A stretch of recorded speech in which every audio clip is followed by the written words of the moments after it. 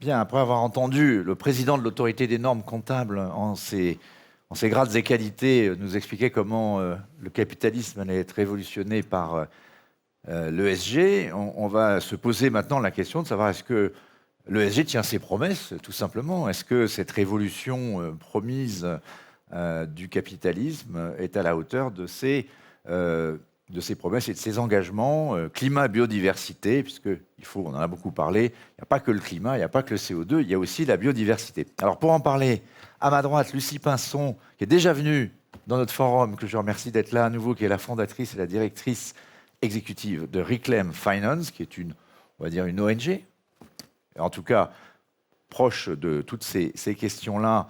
Elle met la pression sur tous ceux qui font un peu trop de carbone dans notre société, donc elle fait peur un peu, mais on va vous expliquer un peu tout ça. Ça va bien se passer. Et Philippe Zawati, qui est le fondateur et le directeur général... Pardon ? Qui est déjà venu aussi, absolument, j'allais le dire, qui est le fondateur et le directeur général de Mirova, qui est également un habitué de ce forum qui va devenir un forum annuel, puisque vous venez tout régulièrement. On espère pouvoir regarder, parce que c'est un peu l'esprit aussi de cette journée, de ce que fait la Tribune, c'est d'essayer de regarder si les choses évoluent bien dans le temps. Alors justement, il va y avoir des assemblées générales des entreprises. Beaucoup d'entre elles présentent des résolutions ou des plans climat. Ce n'est pas forcément la même chose. D'ailleurs, peut-être, Lucie, pouvez-vous nous réexpliquer ce qu'il en est? Il y a un grand rendez-vous quand même, c'est le 26 mai, une entreprise qui est sous le feu des projecteurs. C'est normal, c'est la grande major pétrolière et énergétique, Total Énergie, qui se transforme et qui, évidemment, va devoir démontrer à ses actionnaires qu'elle va assez vite. Alors peut-être ma première question, sans commencer tout de suite par Total, mais je sais que vous ne pouvez pas vous empêcher d'en parler. Lucie, peut-être répondre à cette simple question. Est-ce que l'ESG tient ses promesses ou est-ce qu'on est toujours un petit peu dans le flou et dans la confusion? Alors répondre à la question sur l'ESG. Total, j'y reviendrai et après, plus tard. Total, ça viendra. Ça je marche. sais que vous ne pouvez pas vous en empêcher. Ça marche, on garde ça pour la fin. L'ESG tient-elle ses promesses? L'ESG, en soi, c'est pas plus que juste l'intégration de critères extra-financiers à des critères financiers dans la prise de décision. Donc, la promesse était déjà assez faible il y a des années quand les trois petites lettres ont fait leur apparition, et avec les deux problèmes majeurs, à savoir qu'aujourd'hui, il y a quand même une primauté aux critères financiers sur les autres critères extra-financiers, et surtout que par l'absence de définition, il y a autant de ESG que d'acteurs financiers. Et donc on s'y perd, et il y a deux gros problèmes majeurs aujourd'hui, ou deux constats qui peuvent être faits. Le premier, c'est le risque de greenwashing, puisqu'il peut y avoir une information malvenue de la part des gestionnaires d'actifs quant à leurs produits ESG commercialisés, qui laissent entendre à leurs clients que les produits permettent d'atteindre des objectifs de durabilité, alors qu'il n'en est rien. On a eu de nombreux cas ces derniers temps d'abus. Fanny Picard citait le groupe allemand du WS, notamment. Tout à fait. Le cas allemand est emblématique, qui a été rappelé à l'ordre par la BaFin et le régulateur américain. Et puis, le deuxième problème, au-delà du risque de greenwashing, c'est bien entendu le fait qu'on fait le constat que l'ESG en tant que tel ne permet absolument pas de répondre aux enjeux et aux objectifs en termes de transition. Et donc, il nous faut plus d'encadrement, plus de transparence de la part des acteurs financiers sur la construction de leurs produits, mais il faut certainement mettre aussi des règles en place pour encadrer l'usage de certaines dénominations et imposer aussi certaines pratiques aux acteurs financiers. Et pour cela, il va falloir aussi s'assurer qu'on dépasse l'ESG pour aller vers la construction de produits financiers qui se donnent des vrais objectifs de durabilité, en se fondant sur une approche en double matérialité pour s'assurer qu'on anticipe les risques financiers liés au dérèglement climatique, mais qu'on mette vraiment la finance, comme on le dit à Reclaim Finance, au service du climat. Alors on va revenir ensuite sur les solutions et sur le cas particulier qu'on évoquait. Peut-être de votre côté, Philippe Zawati, vous êtes un des pionniers de cette révolution ESG, d'un point de vue, en tout cas, des gestionnaires d'actifs.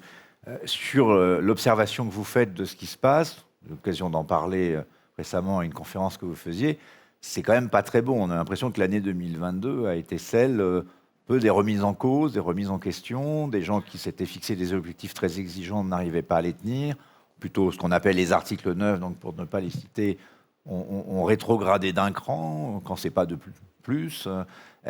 Quel regard vous portez aujourd'hui sur le fait qu'on est capable d'y arriver, c'est-à-dire de se fixer des exigences élevées et d'arriver à convaincre suffisamment d'entreprises d'être elles-mêmes suffisamment vertueuses pour mériter d'être dans ces exigences? C'est la difficulté, c'est que c'est pas un jeu où vous dites je vous donne un fonds qui est vertueux, et encore faut-il trouver de la vertu à mettre dedans. Je suis d'accord. Je pense qu'effectivement, c'est difficile de faire bouger la finance toute seule. Et en même temps, la finance, elle a un rôle particulier parce qu'elle a ce rôle de moteur et de rouage principal de l'économie. Donc, c'est un peu toujours le problème. C'est est-ce que la finance doit attendre que le reste de l'économie bouge pour elle-même bouger, ou est-ce qu'elle peut, est-ce qu'elle doit, oui, est-ce qu'elle peut être proactive, et à quel niveau de proactivité elle peut être? C'est une question. Moi, c'est sûr que quand on est un fonds d'impact ou une société de gestion qui se veut à impact comme Mirova et qui gère un peu moins de 30 milliards d'euros, je crois qu'on peut faire des choses avec un certain niveau d'ambition. Ce que, malheureusement, beaucoup de gens, même avec ce type d'encours-là, ne font pas. Hein.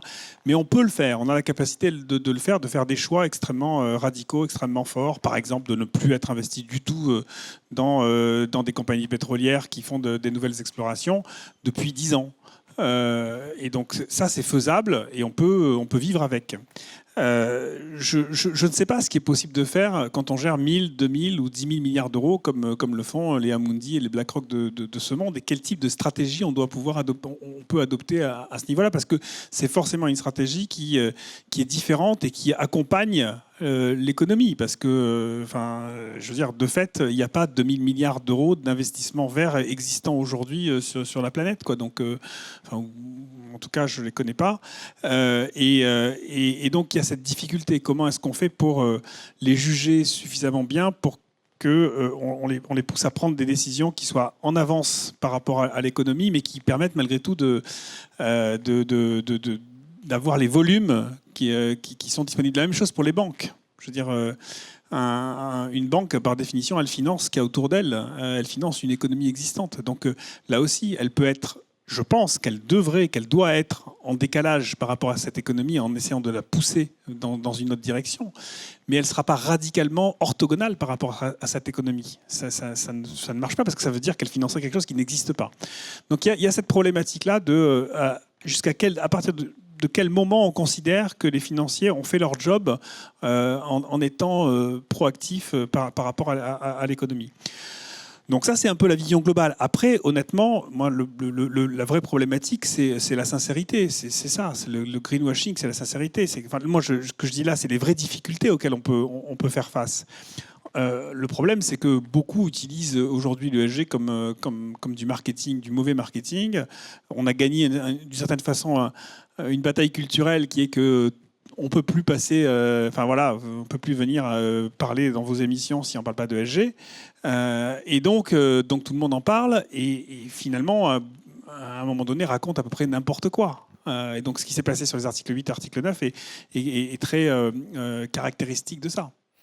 Pour terminer, alors il sera là tout à l'heure, je veux quand même le citer, il y a le cas d'Orpea qui n'est pas dans le climat. Vous avez été l'un des actionnaires d'Orpea avant qu'Orpea, qui est le livre qui sorte sur les difficultés qui sont connues de tous. Quelles leçons vous avez tirées de cette problématique, justement, vous avez cru que vous étiez dans une entreprise qui respectait les engagements, et puis vous êtes aperçu, finalement, vous n'aviez pas vu la difficulté. On en avait parlé l'an dernier. Avec le recul du temps, aujourd'hui... On le refait tous les ans, donc. Oui, moi je pense que c'est pas mal. D'accord. Je vais revenir l'année prochaine. Mais non, on en avait déjà discuté. Il y a une problématique sur les données extra-financières. C'est pour ça que... Donc c'est ça qui a manqué. C'est en partie ça qui a manqué. Après, vous savez, quand il y a des malversations ou de la malhonnêteté à un moment donné, c'est difficilement détectable. Hein. Il ne faut pas non plus... on peut faire toutes les Donc la limite directives CSRD qu'on veut. l'honnêteté de l'entreprise. Oh ben ça serait bien, oui. Je pense qu'au bout du bout, quand même, l'éthique, remettre de l'éthique dans l'économie de façon générale, c'est ça la véritable solution. Ça, je suis d'accord. Ça, je pense que oui. Sincérité et éthique, c'est effectivement les deux maîtres mots. Après, sur les données, oui, on a un manque de données aujourd'hui, et c'est vrai que plus on en aura, plus elles seront. Enfin, quand je dis on a un manque de données, j'aime pas trop dire ça, parce qu'en réalité, on a plein de données. Il y en a plein. Bon, voilà, on va avoir de plus en plus une standardisation de ces données et une amélioration de la qualité avec les reporting extra-financiers, avec CSRD, etc., si tant est qu'on arrive au bout de cet exercice-là. Mais ça va améliorer les choses. Je pense que ça ne changera pas. Pour changer fondamentalement les choses, je crois qu'il va falloir changer ce qui se passe un peu dans le cerveau des dirigeants du monde économique et financier. Et aujourd'hui, je peux vous dire que clairement, ce n'est pas suffisant ce qui se passe dans le cerveau des dirigeants de la finance. Alors, justement, on parlait des données. Peut-être, Lucie Pinson, sur cette question des solutions pour qu'elles tiennent mieux ces promesses. On a évoqué les données, mais c'est également peut-être changer complètement le système. Comment est-ce que le capitalisme, aujourd'hui, quand il va, je citais l'Assemblée générale de Total, est-ce qu'il vote avec ses pieds, les actionnaires, quand il regarde les engagements climat, ou est-ce qu'ils regardent vraiment, est-ce qu'ils mettent une pression réelle sur les entreprises pour se transformer, pour respecter les engagements qui sont donnés? Comment vous voyez, qu'est-ce que vous attendez, vous, de cette Assemblée générale de Total en tant qu'observatrice? Il y a beaucoup de points, mais l'Assemblée générale de Total est un excellent exemple, puisqu'il y aura 2 résolutions qui vont être votées et qui portent directement sur le climat. La première étant le plan climat de Total, que Total soumet au vote de ses actionnaires. C'est la 3e année consécutive que l'entreprise le fait. Et il y a une résolution externe venant d'actionnaires qui demande à Total Energy de baisser ses émissions de Scope 3. La première est intéressante déjà puisque dans tout le débat sur la donnée, il s'agit bien entendu d'encourager et de décliner ensuite les réglementations européennes et la fameuse CSRD qui vise à donner plus d'informations aux investisseurs pour qu'eux-mêmes puissent répondre de leurs propres engagements en matière climatique. Et il est intéressant de voir que certains actionnaires, notamment Mirova à l'Assemblée générale d'Engie, sont allés jusqu'à demander aussi directement à l'entreprise, comme ils peuvent le faire auprès d'autres entreprises de leur portefeuille, de publier un plan climat contenant certaines informations étant nécessaires pour pouvoir évaluer la crédibilité d'un plan climat. Ça ne préjuge absolument pas de la qualité du plan, mais c'est juste, il nous faut les informations pour savoir ce que vous faites. Après, concrètement, si une entreprise ne publie pas ces indicateurs, il n'y a pas trop de débat à avoir en vérité, c'est que l'entreprise ne s'est même pas mise au travail en termes de transition et qu'elle mérite très peu l'attention des investisseurs et peut-être qu'elle est parmi les premiers dans le haut du panier à devoir être exclue du portefeuille d'investissement. En tout cas, elle n'a absolument pas sa place dans les fonds dits durables. Dans une sélection ESG. Ça, c'est très clair. Ensuite, une fois que le plan est là, il faut se poser la question, est-ce que ça mérite... Quelle est sa qualité quelle est sa qualité? Bon, de toute manière, un fonds article 9, juste pour boucler le débat article 9, ne doit pas contenir d'énergie fossile. Il y a eu un déclassement massif à la fin d'année dernière des fonds article 9 dans lequel on trouvait des entreprises des énergies fossiles, de l'aviation. Aujourd'hui, quand bien même la Commission n'a pas mis en place des règles encadrant strictement ce qu'on peut trouver dans les fonds article 9, on espère qu'il n'y aura pas de reclassification et on espère surtout que l'AMF, qui s'est prononcée pour une exclusion des énergies fossiles des fonds article 9, joue le rôle de gendarme puisqu'elle a le mandat aujourd'hui pour s'assurer qu'il y ait une information claire et viable aux clients. Et sincère. Maintenant, pour revenir sur la qualité du plan climat, il faut pouvoir l'évaluer contre une trajectoire climatique. Et là, on voit bien que Total Energy, qui est vraiment parmi les entreprises du secteur pétrolier gazier, une des meilleures entreprises en termes de transparence. C'est une des entreprises qui, quand même, tous les ans, donne de plus en plus d'informations à ses investisseurs, notamment parce qu'elle le fait sous la pression de ses investisseurs, qui depuis 3 ans client lui demande ces fameuses informations. Et ben malgré cela, il est très clair que l'entreprise n'est pas en transition. D'après l'Agence internationale de l'énergie, comme d'après les scénarios du GIEC pour limiter le réchauffement à 1,5 degré, il nous faut engager une diminution de la production d'hydrocarbures, du pétrole, mais aussi du gaz. Or, aujourd'hui, Total Energy prévoit une augmentation. Elle fait une transition vers le gaz. Comme une transition du pétrole vers le gaz. Mais Total Energy, quand même, il a cette transition, continue d'ouvrir des nouveaux champs pétroliers et de développer de nouvelles infrastructures de transport pétrolier, comme le fameux ICOP, qui est un projet extrêmement controversé à juste titre. Donc Total n'a pas du tout abandonné le pétrole. Il trouve pour ses marchés d'ailleurs, pour ses hydrocarbures de nouvelles opportunités, avec notamment la filière plastique. Mais donc on voit là que Total, aujourd'hui, augmente sa production, aura une production 81% supérieure en 2030 à ce qu'il lui faudrait tenir comme trajectoire en 2030 pour s'aligner sur celle de l'Agence internationale de l'énergie dans son scénario net zéro. Et donc, voilà, juste ces informations-là suffisent à montrer que le plan climat n'est pas crédible aujourd'hui. Et donc, il est important que les actionnaires votent contre ce plan pour envoyer le bon signal à l'entreprise et lui dire qu'il faut qu'elle fasse mieux, tout simplement. Donc, on espère que cette année, BNP Paribas Asset Management, les Amundi, les AXA IM, qui ces dernières années ont systématiquement voté pour le plan climat de Total, ne se trompent pas une troisième fois. Ça, c'est le plan climat. Et puis enfin, il y a la résolution qui demande à Total de baisser ses émissions de Scope 3, donc la majorité de ces émissions qui sont liées à la combustion à la consommation de ces produits. Et il est assez cocasse de voir l'entreprise avoir contesté donc cette résolution. Ils l'acceptent, ils la mettent au vote, mais ils appellent les actionnaires à voter contre, en considérant que ce n'est pas de la responsabilité de Total de baisser les émissions de Scope 3. Ça arrive vendredi, il y a 12 jours. Et 5 jours après, Total Energy poursuit en justice l'ONG Greenpeace pour contester un rapport qui tente d'évaluer un peu plus justement les émissions de Scope 3 de Total. Donc Total est très embarrassé par rapport à ces émissions de Scope 3, assez pour poursuivre en justice une ONG et lui faire un procès bâillon. Mais il clame quand même auprès de ses investisseurs que ce n'est pas de sa responsabilité.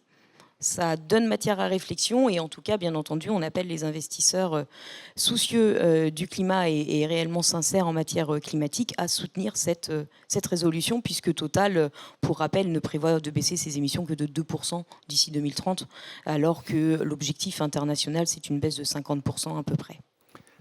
Laurent Morel, tout à l'heure, Carbonca disait les ONG disposent des mêmes informations, des mêmes données quasiment aujourd'hui que le monde de la finance en général et que les entreprises.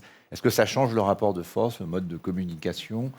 Est-ce que ça facilite peut-être aujourd'hui qu'on parle de la même chose ? Parce que l'un des sujets, c'est qu'on, dans l'échec probablement de l'ESG, c'est qu'on ne se basait pas, peut-être le sujet qu'évoquait tout à l'heure Philippe sur l'aventure passée dans Orpea, c'est-à-dire qu'on n'avait pas forcément de vision claire des données et un accord finalement entre les deux parties sur les données pertinentes. Est-ce que c'est en train de changer ? Alors, pas de données. On a beaucoup de données. Je veux dire, du coup, aujourd'hui, est-ce que les ONG ont des données qui sont beaucoup plus fiables et pertinentes à opposer à celles et ceux qu'ils poursuivent de leurs assiduités ? Alors c'est sûr que la donnée est une arme extrêmement importante pour nos campagnes. Nous qui travaillons particulièrement sur le secteur pétrolier et gazier, on voit qu'on s'attelle au pan de l'industrie pétrolière et gazière sur lesquels on a des données. On ne regarde pas, très peu encore, enfin on regarde, mais on est mal armé pour travailler sur encore le secteur de la production d'électricité. Parce qu'on n'a pas encore, en effet, tous les indicateurs, toutes les données nécessaires pour pouvoir suivre les évolutions et pour pouvoir aussi émettre des propositions à l'attention des acteurs financiers qui soient réellement impactantes. Ce qui n'est pas le cas pour la production, en effet, d'hydrocarbures, où là, on a des listes qui font concurrence à celles que peuvent fournir les grands fournisseurs de données comme MSCI, Trucost, etc., qui sont les listes de l'ONG allemande Urgewald, qui sont des listes très utilisées par les acteurs financiers et qui ont l'avantage, à notre sens, d'être des listes rendues publiques. Donc les entreprises sont, les premières intéressées, sont à même de contester la qualité des données s'il y a une surestimation de l'exposition d'une entreprise aux hydrocarbures.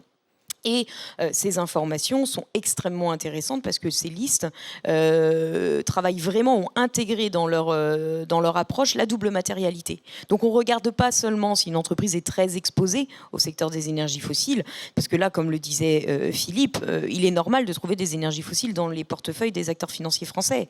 Les énergies fossiles, personne ne dit qu'on doit en sortir du jour au lendemain. Par contre, ce qu'on dit, c'est qu'il ne faut pas en développer. Il ne faut pas développer de nouveaux projets parce qu'il y en a déjà assez en opération aujourd'hui. Et donc, il faut s'intéresser non pas tant au taux d'exposition d'une entreprise au pétrole ou au gaz, mais il faut s'intéresser au CAPEX, il faut s'intéresser à leur plan d'expansion dans l'industrie.